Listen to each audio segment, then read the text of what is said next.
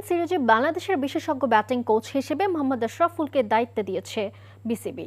এই সিরিজেই team director হিসেবে থাকছেন সাবেক ক্রিকেটার ও বোর্ড পরিচালক আব্দুর রাজ্জাক। এছাড়া নারী ক্রিকেটারদের বেতন 35% বৃদ্ধি সহ সুবিধা বাড়ানো হয়েছে।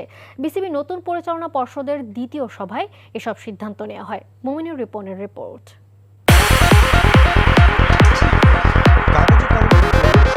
নবনির্বাচিত পরিচালনা পর্ষদের পূর্ণাঙ্গ সদস্যদের নিয়ে প্রথম বোর্ড সভা এটি। জাতীয় ক্রীড়া পরিষদ থেকে মনোনয়ন পেয়ে বোর্ড পরিচালক হয়ে এই সভায় যোগ দিয়েছেন উদ্যোক্তা ও ক্রীড়া সংগঠক রুবাবা উদ্দৌলা। প্রায় 7 ঘন্টার ম্যারাথন মিটিংয়ে এসেছে বেশ কিছু গুরুত্বপূর্ণ সিদ্ধান্ত।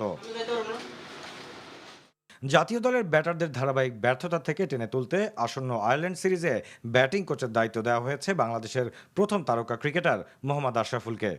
আশরাফুলের যে এক্সপিরিয়েন্স আছে সেটা তো আছেই। তারপর কোর্সের ক্ষেত্রে যদি দেখা হয়, স্পেশালাইজ ব্যাটিং কোর্স সে করেছে, তারপর লেভেল 3 সে করেছে এবং আমাদের প্রিমিয়ার লিগে বিপিএলে সব জায়গাতেই কিন্তু কোচিং করাচ্ছে এখন এই মুহূর্তে।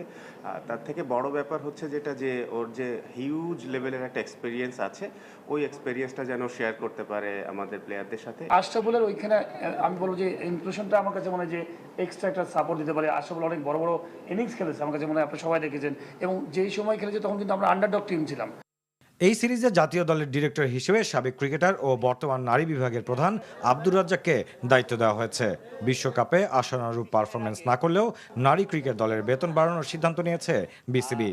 নারী ক্রিকেটারদের ডেইলি অ্যালাওয়েন্স $50 থেকে $75 আর ট্যুর ফি $25 থেকে $50 রেইজ করা হয়েছে। এটা বোর্ড মিটিংয়ে অ্যাপ্রুভ হয়ে গিয়েছে।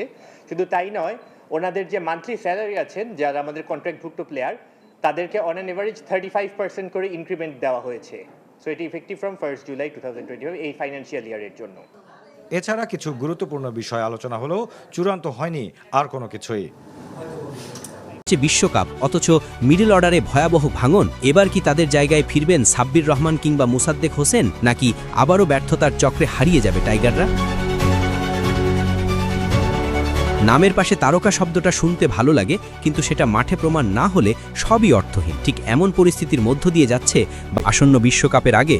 এখনই সময় সঠিক সিদ্ধান্ত নেওয়ার, কারণ ফর্মে না থাকা ব্যাটারদের নিয়ে বড় মঞ্চে সফলতা পাওয়া প্রায় অসম্ভব। সব মিলিয়ে এখন টাইগার দলের সামনে 2 পথ। একই ব্যর্থতার চক্রে ঘুরে যাওয়া, 2 সাহস করে নতুন করে ভাবা। সাব্বির মুসাদ্দেকের মতো ক্রিকেটাররা অন্তত আশার আলো দেখাতে পারে।